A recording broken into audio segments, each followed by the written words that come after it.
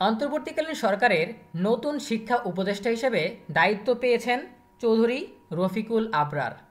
আজকে তার প্রথম কার্যদিবসে তিনি সংবাদ সম্মেলন করেছেন, তুলে ধরেছেন শিক্ষা মন্ত্রণালয় বা শিক্ষা ব্যবস্থা নিয়ে তার স্বপ্ন, তার পরিকল্পনা। এ বিষয়ে বিস্তারিত আলোচনা করব আমাদের আজকের ভিডিওতে। শুরু করার আগে সবার কাছে ছোট্ট একটা রিকোয়েস্ট করছি, যারা এখনও আমাদের চ্যানেলটিকে সাবস্ক্রাইব করনি তারা এখনই সাবস্ক্রাইব করে রাখো, তাহলে শিক্ষা সম্পর্কিত সকল তথ্য এবং পরামর্শ সবার আগে পেয়ে যাবে। মানসম্মত শিক্ষার ভিত্তি গড়তে চান নতুন শিক্ষা উপদেষ্টা। নবনিযুক্ত শিক্ষা উপদেষ্টা চৌধুরী রফিকুল আবরার বলেছেন, আমাদের দেশের শিক্ষার্থীরা যাতে দেশেই তাদের ভবিষ্যৎ নির্মাণের সুযোগ ও পরিবেশ পায় সেই বিষয়টি অগ্রাধিকার দিয়ে শিক্ষা ব্যবস্থায় পরিবর্তন আনতে হবে।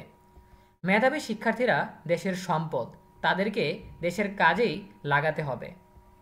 নিজ দপ্তরে দায়িত্ব নিয়ে সাংবাদিকদের এসব কথা বলেন নতুন শিক্ষা উপদেষ্টা। এ সময় বিদায়ী শিক্ষা উপদেষ্টা ডক্টর ওয়াহিদুদ্দিন মাহমুদও উপস্থিত ছিলেন। নতুন উপদেষ্টা বলেন, শিক্ষক ও শিক্ষার্থীদের স্বার্থকে সর্বোচ্চ গুরুত্ব দেওয়া হবে। কয়েকদিনের মধ্যে বাকি পাঠ্যপুস্তক পৌঁছে দেওয়ার বিষয়টি এখনকার গুরুত্বপূর্ণ কাজ বলেও মনে করেন তিনি। সচিবালয়ে আয়োজিত সংবাদ সম্মেলনে উপদেষ্টা আবরার আলো বলেন, আমি চাই আমাদের ছাত্রছাত্রীরা দেশের ভেতরেই তাদের ভবিষ্যৎ যাতে দেখতে পারে।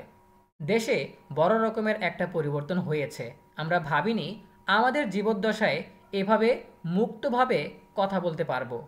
মাননীয় প্রধান উপদেষ্টা আমাকে যে দায়িত্বটা দিয়েছেন সেটা অনেক বড় চ্যালেঞ্জ। প্রধান উপদেষ্টাও বলেছেন, সামনে যে জার্নিটা ইজি হবে তা নয়। তিনি বলেন, শিক্ষা একটা বিশাল জগৎ, আমরা সবাই জনগণের টাকায় বড় হয়েছি, সুতরাং জনগণের প্রতি আমাদের অনেক দায়বদ্ধতা আছে। আমি মনে করি শিক্ষা হচ্ছে বৈষম্যহীন সমাজ বিনির্মাণে সবচেয়ে শক্তিশালী মাধ্যম।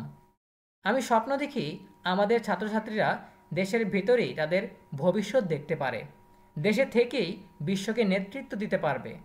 আমি জানি এটা হয়তো দ্রুত হবে না, কিন্তু এর একটা ভিত্তিপ্রস্তর আমরা তৈরি করতে চাই। প্রিয় শিক্ষার্থীরা, এই ছিল আমাদের হাতে থাকা সর্বশেষ তথ্য। আমরা নতুন একজন শিক্ষা উপদেষ্টা পেয়েছি, ওনার কাছে আমরা অনেক আশাবাদী, যাতে আমাদের শিক্ষা ব্যবস্থার যত অনিয়ম রয়েছে, যত ত্রুটি রয়েছে, সেগুলো খুব তাড়াতাড়ি আমরা ঠিক করে ফেলতে পারি। নতুন সুষ্ঠু একটা শিক্ষা ব্যবস্থা আমরা ফিরে পাই, যেখানে আমাদের শিক্ষার্থীরা ভালোভাবে শিখতে পারবে এবং আমাদের যুগের সাথে খাপ খাইয়ে নিতে পারবে। তারা এক একজন দক্ষ, কর্মঠ এবং সৎ মানুষ হিসেবে গড়ে উঠবে।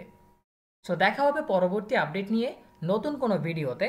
সেই পর্যন্ত তোমরা সবাই ভালো থাকো, সুস্থ থাকো, নিরাপদে থাকো এবং সবসময় ইএনইউবির সাথেই থাকো। তোমাদের সকলের জন্য রইল অনেক অনেক শুভকামনা। ধন্যবাদ সবাইকে।